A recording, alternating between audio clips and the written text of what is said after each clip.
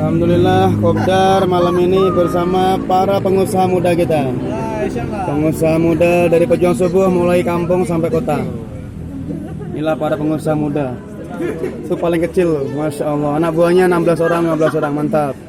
Ini pengusaha kacamata. Itu Grab, Masya Allah. Ini token bakso kita, mantap. Tuh staf muda kita. Tuh mantap lagi tuh. Ini yang Sarhan.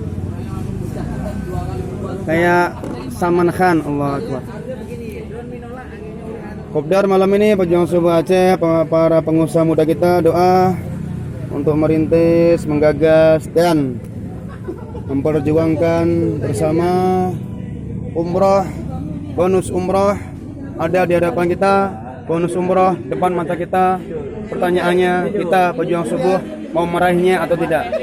Masuk ke masjid, umroh adalah kepala ataupun hadiah challenge terbesar Pejuang Subuh kita senasional. Mari umroh kita perjuangkan di masjid. Ada masjid apa namanya? Di markas Pejuang Subuh masing-masing chapter. Allah Akbar.